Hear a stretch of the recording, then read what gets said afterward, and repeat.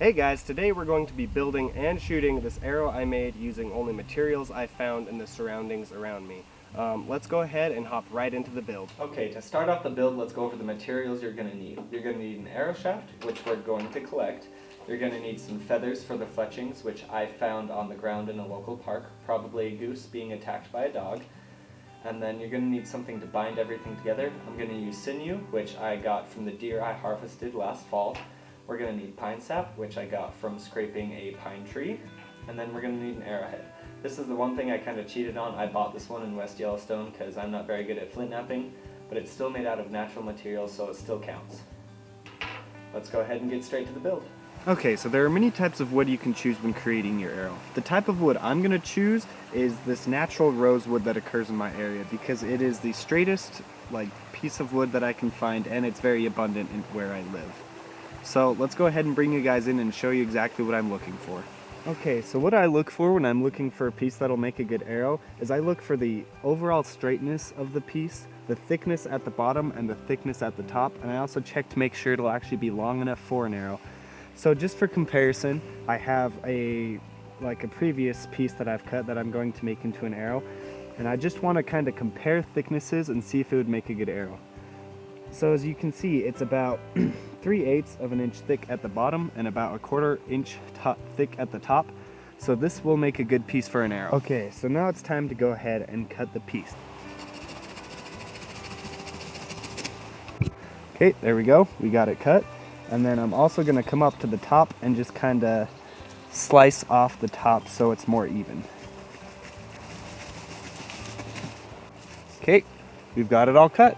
Okay, so now I'm just going to wander around the area and find probably 6 to 12 more pieces that I think will make a good arrow. Okay, so I got all 12 pieces chopped up and loaded in my truck. When using rosewood, especially make sure to let it season for at least 2 weeks and let it kind of dry out slowly, because if you let it dry out too quickly, it'll crack and ruin your arrow. It's been over 2 weeks. Actually, for me, it's been closer to 3 months, but now it's time to go ahead and remove the bark from our arrow shafts. Removing the bark off of our arrow shafts is actually pretty easy. All you have to do is take a knife or some sort of sharp object and then just kind of scrape the bark off until you get the whole length of the arrow shaft done. Basically all I did to remove it was I just kind of laid my blade flat against it and scraped down the whole length of the arrow. So you don't want to kind of go at an angle because then you'll dig in like I did kind of right here, and then you're going to have to smooth that out later. So if you just lay your blade flat and then scrape it down, it's going to be a lot cleaner and a lot easier. Now I'm going to go ahead and remove the bark from all other of the 11 shafts that I collected. There we go, they're all done. Now that we've got the bark stripped off, it's time to clean them up with a little bit of sandpaper first, and then it'll be on to straightening. Okay, for sanding, we're just going to take some 60 grit sandpaper, and basically all we're going to do is kind of curve our hand around the arrow and then just kind of sand the whole arrow shaft until it's somewhat smooth. And I'm just sticking with 60 grit right now because we're going to do some stuff that might destroy the finish. Okay, let's go ahead and sand all these. There we go, they're all sanded. Okay, now that they're sanded a little bit smoother, it's time to go ahead and straighten these out, because if you haven't noticed by now, these aren't very straight. Okay, to straighten our arrows, we're going to be using steam. So I don't have a tea kettle, so I kind of made a makeshift one so I can get some steam coming out. But we're going to be using hot steam to basically steam the bends in our arrow shafts and then bend them to where they're straight. So this is pretty much how it works. You just heat it over the steam, and you probably can't see the steam very well on camera, but it's coming out of there pretty good and it's really hot. You're going to heat the arrow shaft until it's too hot to touch, and then you're basically just going to use like a counter or something that's hard and rigid, and you're going to bend it over that. And I'm using a towel here to protect the arrow shaft from denting.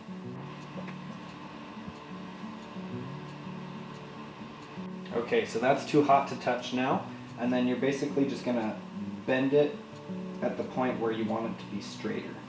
Then you're going to leave it there for a few seconds. And when you bend it, you're going to go a little bit past what's straight. That way when it reflexes, it goes back to being straight again. So there's the difference. It's a lot more straight through this area. So basically you just do that throughout the whole shaft of the arrow. Okay, so I went ahead and I straightened out the rest of this arrow as good as I can at this point. And I don't know if you can see this, but if you look down the center of it, it's relatively straight. There's a few little bumps, especially these 2 knots right here. Those are causing some big bumps. but for what we have right now, this is as straight as I'm going to get it. For comparison, let me go ahead and show you one that has not been straightened. I don't know if you'll be able to look down that, but you can see a lot of divots and bends. And then if we show them side by side, it's pretty easy to tell which one is more straight. Okay, so I went ahead and cleaned up the rest of the shaft off camera because you guys already saw how I sand them. So now all that's left to do before we start putting fletchings on is we have to cut this to length. Now personally, I like my arrows to be a little bit longer, so I'm going to go ahead and cut this to a 32-inch length. And I'm going to try to cut off as much of the thin end as I can. So I'm going to go ahead and mark out 32 inches on my tape measure. And I can cut off just about to this knot right here. So I'm going to go ahead and put, I'm going to slide this down a little bit. So I'm going to go ahead and put a mark pretty much right at where that knot is. And that is where I'll go ahead and cut it off at. So I cut it off to my 32-inch length, and I forgot to click record. But anyway, it's cut to 32 inches, so now it's time to put the fletchings on. Okay, to put our fletchings on our arrow, we're going to need two additional things. We're going to need something to bind our fletchings to the arrow. I'm going to use sinew, and then we're also going to need something to create the fletchings out of. I'm going to use the feathers from a Canada goose. So let's go ahead, bring you guys in and show you how to do that. Okay, to start off, I'm going to show you guys how I process sinew. So this is raw sinew, freshly been dried. And it's kind of this weird yellow color. Now what you're going to do after you have this is you're just going to kind of bend it back and forth. You can kind of smash it between a couple of round rocks softly, and then after a while of that it'll turn into this white colored sinew, and then from there you can peel it and it will turn into little strips, much like I have here, and then that's how you process your sinew. Okay, so to process the fletchings, the first thing I'm going to do to this feather is snip off this big thick quill right here. Or I guess the whole thing's a quill, but I'm going to snip off that end, and then I'm going to take a knife and I'm going to split it right down this little seam right here. That way I can isolate just this section of the feather.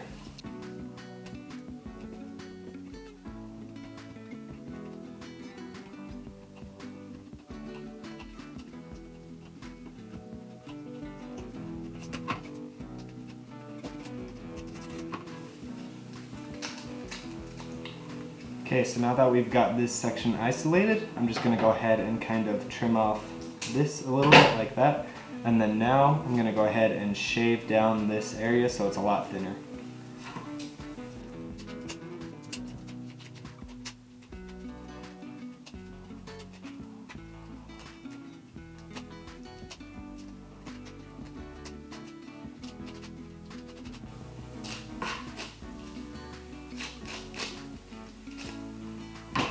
Okay, now that we've got that trimmed down a little bit, I'm going to go ahead and do that to the other three, and then we can start attaching these to our arrow. Okay, so I went ahead and trimmed up all of the other fletchings, and now we're going to go ahead and attach them to our arrow shaft. But before we did that, I forgot to mention, these fletchings, they all need to be from the same wing, so when you go to collect your feathers, they need to be from the same wing of the animal. Otherwise, they'll twist in different directions and the arrow won't fly straight. So now let's go ahead and attach the fletchings to the arrow. Okay, in order to get the sinew able to wrap around the fletchings, you're going to have to chew it for about 2 minutes. Okay, so I have the sinew that's been chewed, and then I'm going to go ahead and take my shortest fletching, because not all of them are the exact same length, but I'm going to take my shortest one. I'm going to go ahead and start wrapping the sinew around it. And after about 2 wraps, I can go ahead and take the other fletching, turn the arrow about 1/3 of a turn, and then I can add the second fletching, and then you're just going to do this until all the fletchings are attached to the arrow, which in my case is only going to be 3.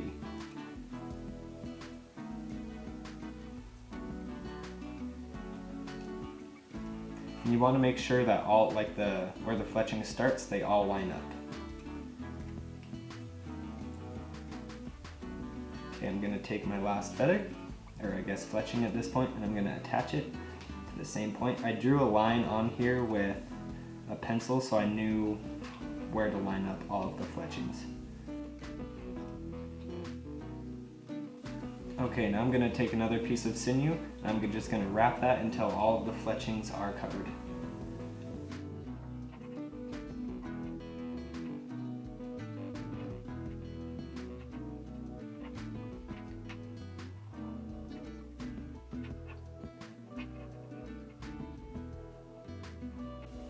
Okay, adding my third little strip of sinew, and this will be the last one. And when you wrap this, you want to make sure you get it as tight as possible. That way when it shrinks, it holds the fletchings very securely.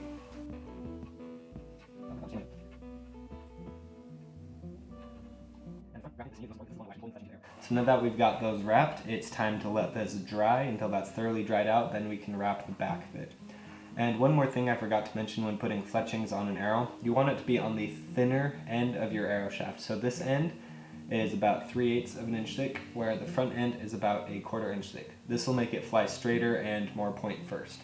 Okay, now wrapping the back of the fletchings in sinew is exactly the same as the front, except you just want to make sure all the fletchings stay kind of parallel to each other with their curves. But I'm going to do this off camera because you guys already saw me wrap this. Okay, I've got the back of the fletchings wrapped. Now I'm going to go ahead and trim them up.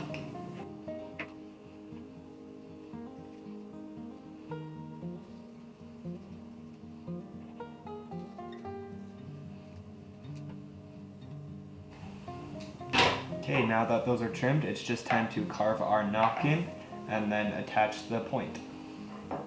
Okay, so the first thing I'm going to do to carve the nock is I'm going to file down kind of these two angles to the side. That way it'll make it easier to actually carve the nock.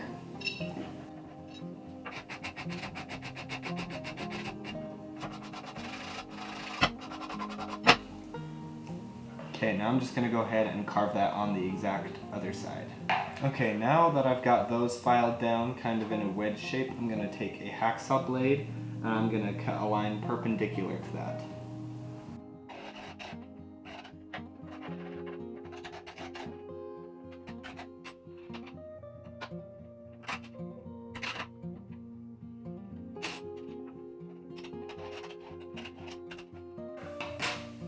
Okay, now that I've got that line cut, I'm going to take some small files and I'm going to kind of hollow that out so it'll fit around the string. Okay, so I've got my small file. This one's about the size of the string on my bow, so I'm just going to basically take this file and go down that line until the whole line is the thickness of the string.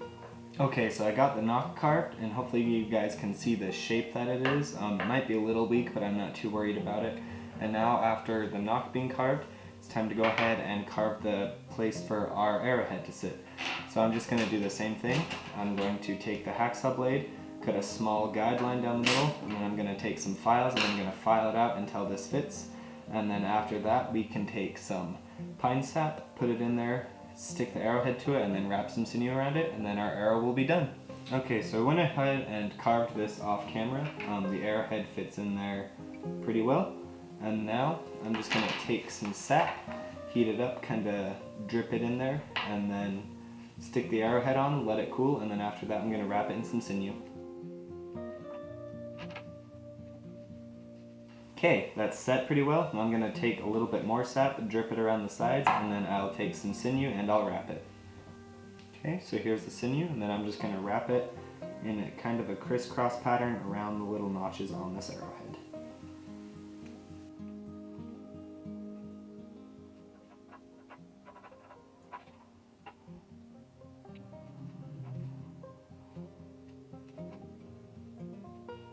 Okay, we got the tip wrapped, and now our arrow's done and we can go shoot it. Okay, so I've got the target set up about 10 yards away. I wanted to be pretty close to make sure I can actually hit it because I've never shot this arrow before. I'm shooting this out of a 55-pound recurve bow. Let's go ahead and give it a shot. Flew pretty good. Okay, so we're gonna go ahead and try and pull this out. This target isn't made for broadheads, so it might not come out. Let's go ahead and pull it out, see if the tip survived. It's getting caught a little bit. Oh, looks like the tip fell out. I kind of expected this to happen because if this was a broadhead target, it probably wouldn't have fallen out. But yeah, so the tip's stuck in there. It probably actually survived, but we won't know because I'm not gonna take this apart. But yeah, so that's how it shot. Hope you guys enjoyed the video. Hope you learned something new about building traditional arrows. Unfortunately, we can't shoot it again because the tip fell out, but I can go ahead and throw a new one on here if I wanted and keep on shooting. If you guys like this kind of video, let me know. I'll try to make more of them. Hope you guys have a wonderful day, and I will see you next time.